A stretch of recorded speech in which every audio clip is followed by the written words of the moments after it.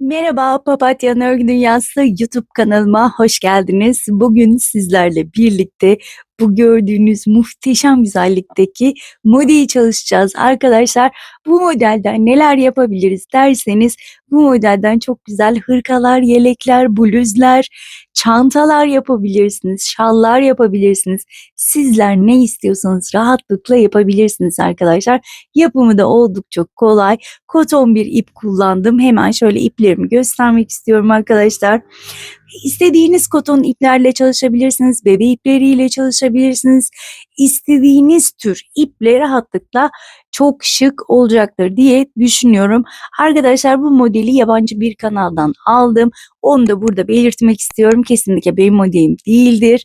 Ama dayanamadım. Uzun zamandır da karşıma çıkıyordu. Dedim hemen abonelerimle bu modeli paylaşmam gerekiyor dedim. Ve onun için bu videoyu çekiyorum. Hemen tığ numaramı da göstermek istiyorum. Arkadaşlar ben elime uygun 3 milimlik tığ kullandım. Sizler elinize uygun herhangi bir tığ kullanabilirsiniz diyorum. Ve hemen bu güzelliğin yapımına geçiyorum. Evet arkadaşlar hemen zincir çekerek başlıyorum. Zincirimi 8 ve katları şeklinde çekiyorum. 1, 2, 3, 4, 5, 6, 7, 8. Bu şekilde istediğiniz uzunlukta 8 ve katları şeklinde zincirimi çekip dönüyorum. Evet arkadaşlar ben toplamda 40 tane zincirimi çektim ve hemen şöyle kutucuklarımı yapmaya başlayacağım. Hemen en son zincirden sayıyorum. 1, 2, 3, 4, 5, 6. zincire şöyle tırnağımı bastırıyorum. Tığın başını doladım. 6. zincire battım ve ikili trabzan yapıyorum. Bir zincir, bir tane zincir atlayıp ikinci zincire batıp ikili trabzan yapıyorum. Bir zincir, birinci değil ikinci zincire battım, ikili trabzan yaptım.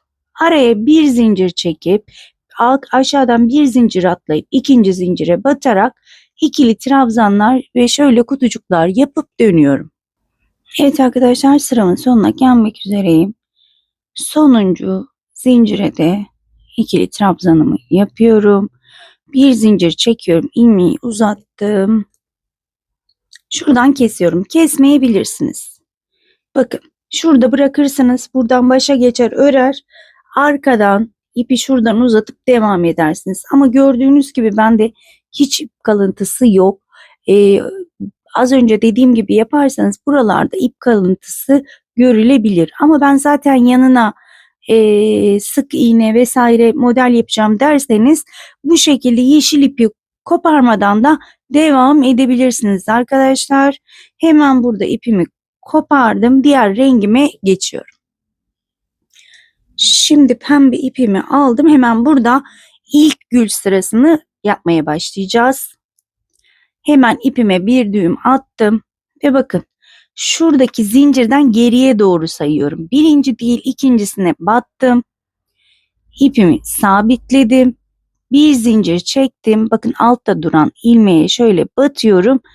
Ve bir tane sık iğne daha yapıp şuraya bir ikili trabzan yapmış oluyorum. Şöyle arkadan şu artık ipimi yürüteceğim. Hemen boşluğa battım. Bir ikili trabzan yaptım. Bir zincir çektim. Şimdi ilk başlangıçta 4 trabzan atlayacağım ama diğerlerinde hep 3 tane. 1, 2, 3, 4, 5, 6. Bakın trabzanlarımı sayıyorum. 1, 2, 3, dördüncünün tepesine battım. 2, 2 ilmek kapatarak toplamda 7'li bir trabzan yapmış oluyorum arkadaşlar. Bakın şöyle uzunca bir trabzan yaptım.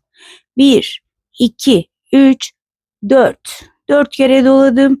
Arkadan batıyorum bakın. Arkadan şöyle şu trabzan tığımın üstünde kalacak ve aynı yere batıyorum. Beşli bir trabzan 2 2 kapatarak 2 3 4 ve 5. Şimdi 2 kez dolayacağım. Bu sefer nereye batacağım? Hemen buranın içine batacağım ama arkadan. Bakın şöyle. Şimdi üçlü bir trabzan yapıyorum buraya. 2 kez doladım. Bu sefer nereye batacağım? Bakın buraya batmıştım. Şimdi hemen gerideki boş kutucuğun içine batıyorum. Nasıl batıyorum? Bakın şu şekilde. Buraya da 2 tane üçlü trabzan yapacağım. Aynı kutucuğun içine. Bakın aynı, şunu şöyle itelim. Evet. Bakın aynı kutucuğun içine üçlü trabzanımı yaptım. Bakın şöyle tuttuğumda şöyle bir görüntü olmuş olacak. Tığın başını doladım. İlk battığımız, yani şöyle saydığımızda 4. trabzana tekrar batıyorum. Ve ikili bir trabzan yaptım ve ilk gülümüzü yapmış olduk. Şimdi burada benim bir zincirim var. Tığın başını doladım. Birinci kutucuk değil, ikinci kutucuğa battım. İkili trabzan yaptım. Tığın başını 6 kez doluyorum. 1, 2, 3, 4, 5 ve 6. Şimdi sayıyorum. 1, 2, 3. kutucuk tepesine battım. 7'li trabzan 2, 2 kapatarak 2, 3, 4, 5, 6 ve 7. 4 kez doluyorum. 1, 2, 3, 4. Bakın arkadan bu şekilde batıyorum. 5'li bir trabzan yapıyorum. 3, 4, 5 ve 2 kez doladım. Hemen bakın buradaki şöyle boşluğa battım. Üçlü trabzan yaptım. 2 kez doladım. Bakın arkada duran, yani buraya battık, bir geride duran kutucuğa da aynı şekilde 2 tane yapacağım. 1, aynı kutucuğa, bakın aynı kutucuğa yapıyorum. Buraya battık, bir daha buraya batıyorum. Şöyle net görünsün istiyorum. Evet. Bakın ikinci gülümüzde şöyle ikili trabzanı yapınca tamamlanacak. Bakın üçüncüye battık. Yani buraya ilk battığımız yere tekrar batıyorum. İkili trabzan yapıyorum. Şimdi bir zincir çektim. Tığın başını bir kez doladım. Bir boşluk atlıyorum. İkinci boşluğa ikili trabzan yaptım. Burada zincirim yok. 1, 2, 3, 4, 5, 6 kez doladım. 1, 2, üçüncüye battım.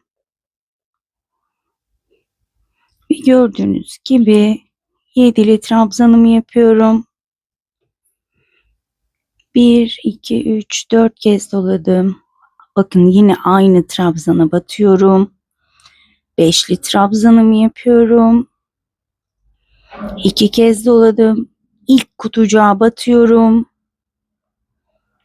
Şöyle bakıyorum. Pardon. İlk kutucuğumuz burada.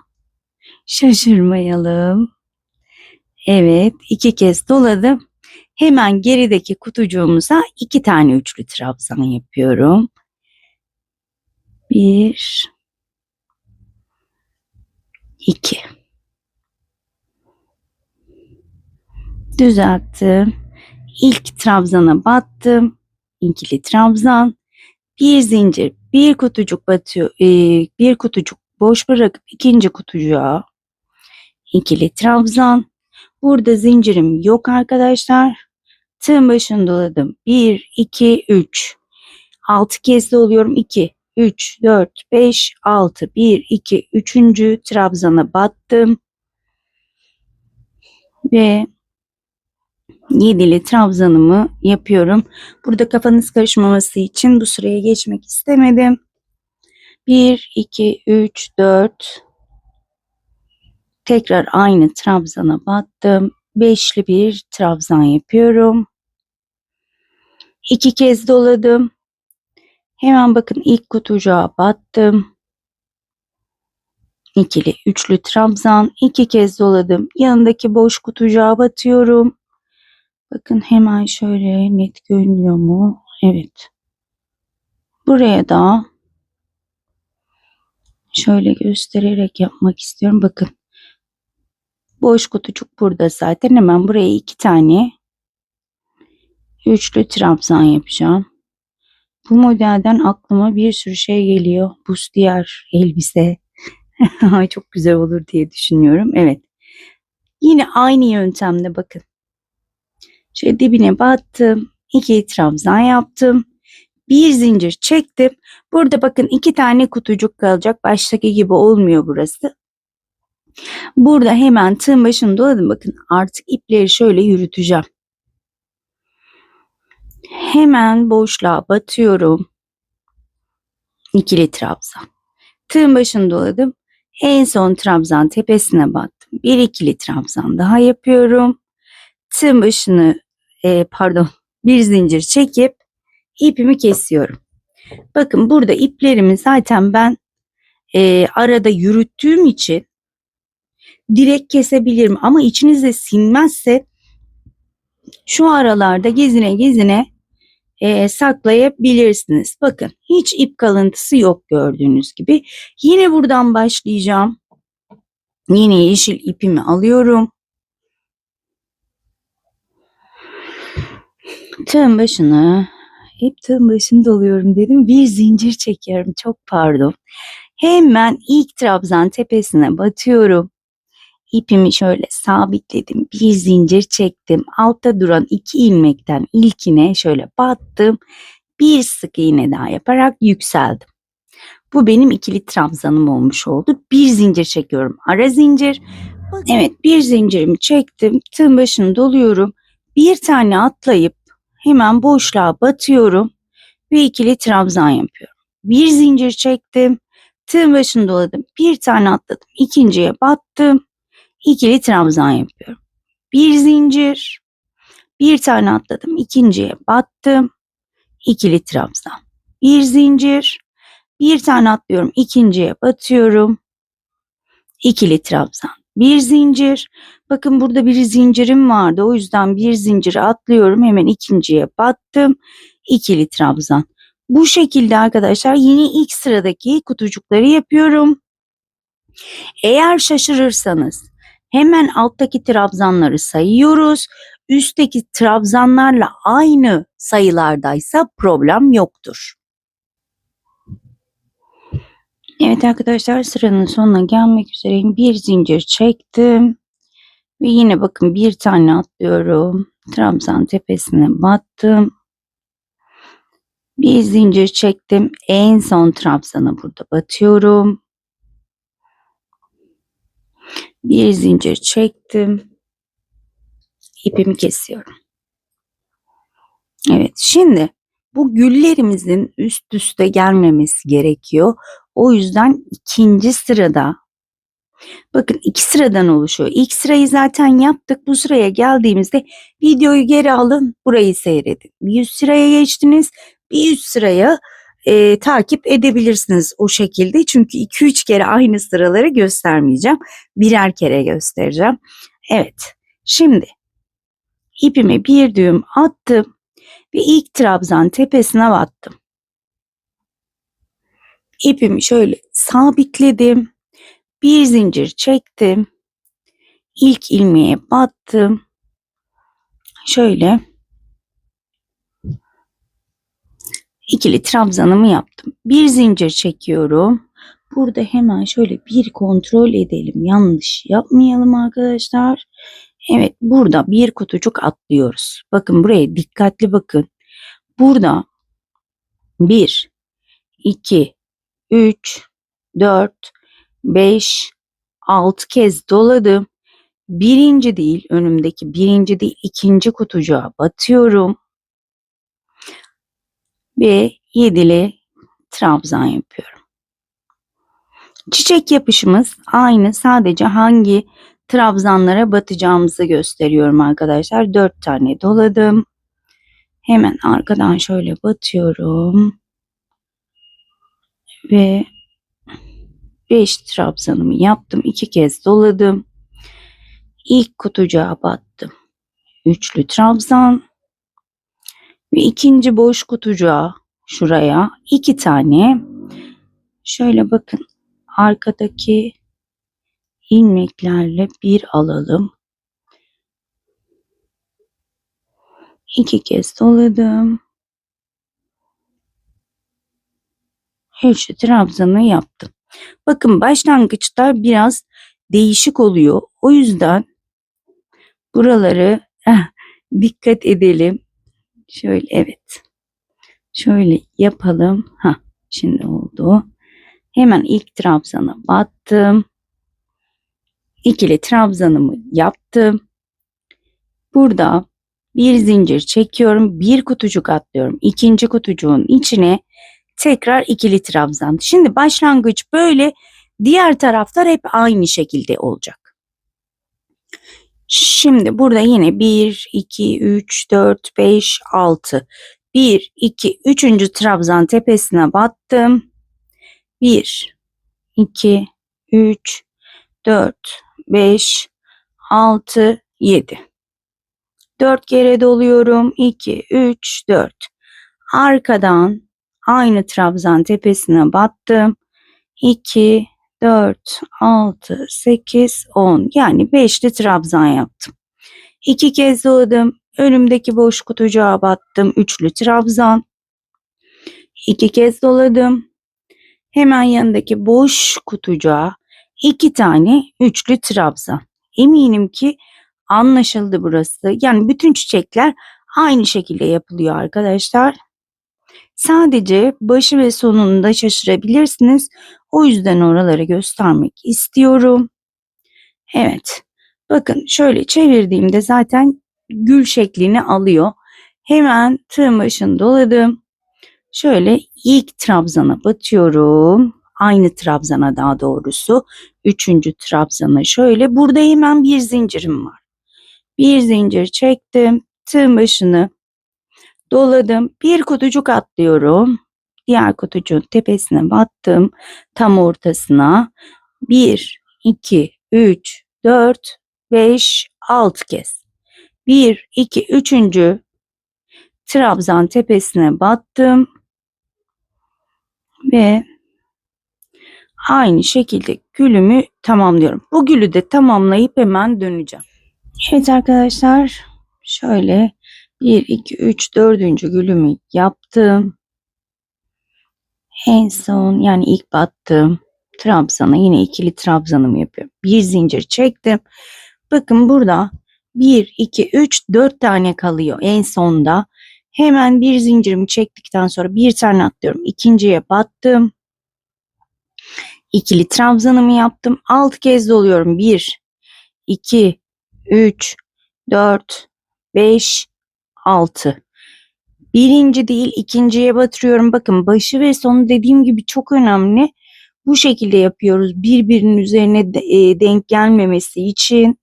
Hemen buradan ikinciyi saydım, battım ve yedili trabzanımı yapıyorum. 6 kez doladıktan sonra 3, 4 kez doladım aynı yere. Yani buraya yine gülümüzü yapıyoruz. Şöyle 5 trabzanımı yaptım. Eğer kafanız karışırsa her sırayı başa alıp tekrar bakabilirsiniz arkadaşlar. Yine aynı şekilde bakın burada sadece bir tane boş kutu var. İkincisi dolu. Bu ilk boş kutuya üçlü trabzanımı yapıyorum. 2 kez doladım. Buraya batmıştık. Şimdi burası dolu görünüyor ama yine buraya da aynı şekilde 2 tane daha üçlü trabzan yapacağım. Çünkü başka kutumuz yok. 2 kez doladım. Bakın buraya yaptık. Yine buraya yapıyorum. Üçlü trabzanımı. Bakın. Hemen yine aynı trabzan tepesine battım. İkili trabzanımı yaptım. Bir zincir çektim. Tığın başını doladım. En son trabzan tepesine batıyorum. İkili trabzanımı yapıp bitiriyorum arkadaşlar. Gördüğünüz gibi. Bakın ilk sırada 1, 2, 3, 4 tane. İkinci sırada 1, 2, 3, 4, 5 tane gül yapmış olduk. Bir zincir çekiyorum. İpimi kesiyorum. Ama her defasında şu kutucuk yani yeşil olan kutucukların trabzan sayıları aynı olmak zorunda. Orada şaşırmadığımız sürece yukarıda da şaşırma yaşamazsınız. Ben şöyle yine kutucuk sırasını şöyle göstermek istiyorum. Tığıma ipime bir düğüm attım. Bakın ilk trabzan tepesine şöyle batıyorum. Şöyle battım. Hemen burada gösterdiğim gibi ikinci trabzanı yapıyorum. Ve kutucuklarıma dikkat ediyorum arkadaşlar, alttaki kutucuklara. Bakın mesela burada bir zincir çekiyorum. Tığın başını doluyorum. Şöyle bir, iki tane atlıyorum. Hatta üç tane atladım. Aşağıdakine denk getirmeye çalışıyorum bakın. Bir zincir çektim. Burada bir, iki tane üçüncüye atladım. Şöyle bakın, baktığınızda şuradaki trabzanlar, yeşillere bakıyoruz. Yeşiller denk geliyorsa birkaç tane atlamanızda önem yok. Önemli olan trabzan sayımız aynı ve aynı yere denk gelmeleri. Şimdi bir zincir çekiyorum. Tığın başını doladım. Bir tane zincir atladım. İkinciye battım. Artık buradan sonrasını bir zincir çekip bir tane atlayarak devam edebiliriz. Sadece bu başlangıçta oynama yaptığımız için burada birazcık atlamalar yapıyoruz bu kutucuklarda. Diğer taraflarda aynı şekilde ilerliyorum. Bir zincir çektim, bir atladım, ikinciye battım, ikili trabzan. Bir zincir, bir atladım, ikinciye, ikili trabzan. Bir zincir, bir atladım, ikinciye battım, ikili trabzan. Yani dediğim gibi bu trabzan sayıları aynı olduktan sonra çok da kaç atladınız, işte kaç sıra atladınız, kaç trabzan atladınız çok da önemli değil. Ben genelde öyle ördüm ama illa siz söyleyin derseniz dediğim gibi şu başlangıçlarda gösterdiğim gibi yaparsanız bakın aynı yerde hepsi. Bir zincir çektim. Bir atladım, şu sonu da göstermek istiyorum çünkü sizlere. O yüzden bu şekilde ilerliyorum. Ezberlediğinizde inanılmaz kolay bir model. Az önceki bir parçayı, şu büyük parçayı herhalde ben ya 2 ya da 3 saatte ördüm. Yalan söylemiş olmayayım. Bir takipçimin biri de geçen ördüğüm bluzumu işte beni kızıma mahcup ettiniz, bir günde örülmüyormuş dedi. Arkadaşlar ben bir günde örebilirim, siz 7 günde örebilirsiniz. Ben 7 günde örebilirim, siz 3 günde örebilirsiniz. Ben ne kadar da ördüğümü söylüyorum sizlere. Bu sizin elinizin hızına bağlı değişebilir. Ben bir günde dediğim zaman illa siz de bir günde örecek değilsiniz.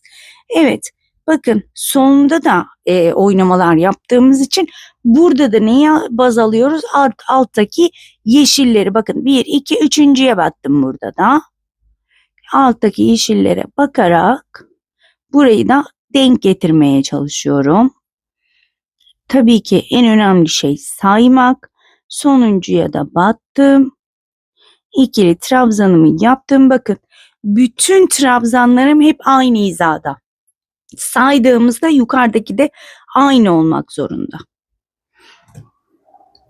Neden böyle anlatıyorum? Bu sıralarda, yani şu alt sırada evet denk geliyor. Bir boşluk bırak, ikinciye trabzan yap ama bu boşlukta bu sırada bir fazla ördüğümüz sırada denk gelmiyor arkadaşlar.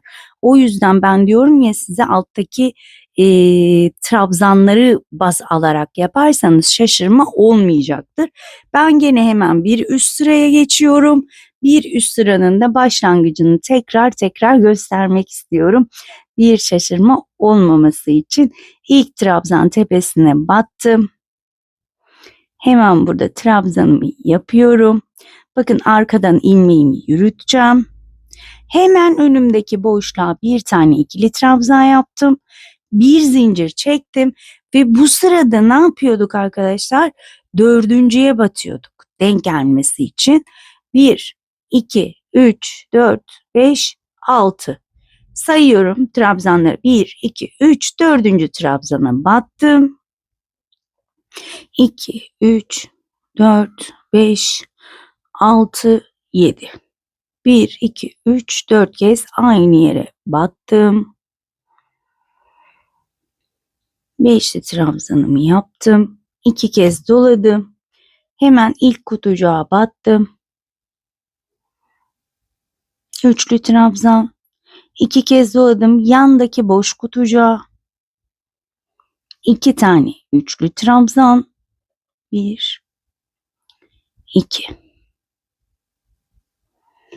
Bakın şu şekilde. Hemen bu 4. trabzan tepesine tekrar batıp ikili bir trabzan yaptım. Bu videoda elimi çok bol tuttum zannedersem ama bol da güzel oldu bence. Şunları biraz daha sıkı çalışmışım. Evet, bunlar daha büyük oldu. Bol çalışılınca bu şekilde oluyor arkadaşlar. Bunu bayağı sıkı sıkı çalışmışım ben. Evet, burada bir zincirimi çekiyorum. Tığın başını bir kez doladım. Bir boşluk atlayıp ikinci boşluğa ikili trabzan. Daha sonra dediğim gibi buralarda bir şaşırma yaşarsanız bundan sonrakilere hep üçüncüye batıyoruz. 1, 2, üçüncüye batıyorum 6 kez dolayarak. Dediğim gibi bu sıraya bakarak yapabilirsiniz.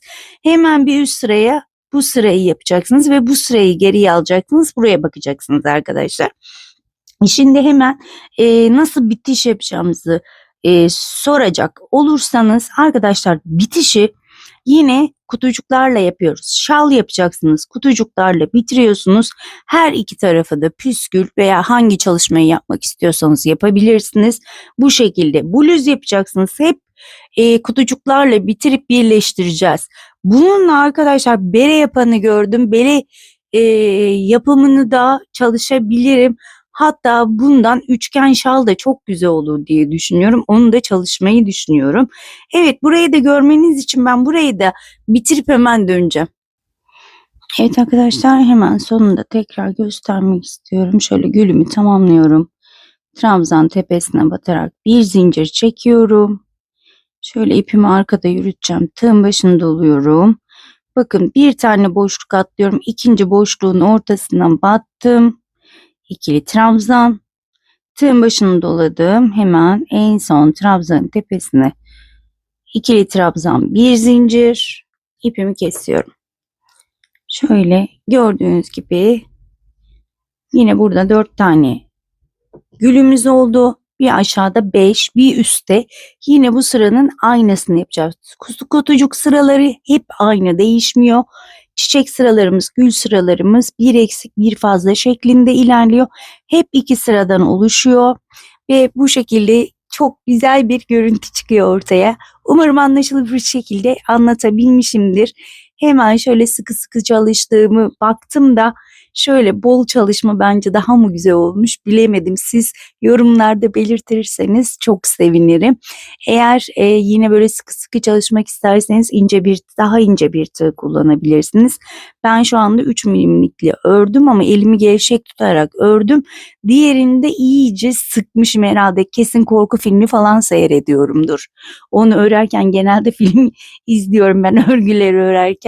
Kesin korku filminde çok korka korka elimi sıkıştırdım diye düşünüyorum. Neyse arkadaşlar, bugünlük de bir videonun sonuna geldik. Umarım anlaşılır bir video olmuştur. Diğer videoda görüşmek dileğiyle. Kendinize çok iyi bakın. Hoşça kalın.